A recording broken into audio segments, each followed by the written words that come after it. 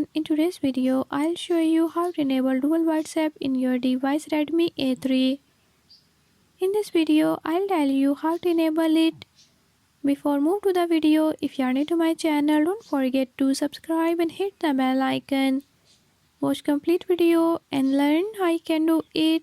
Let's watch the video.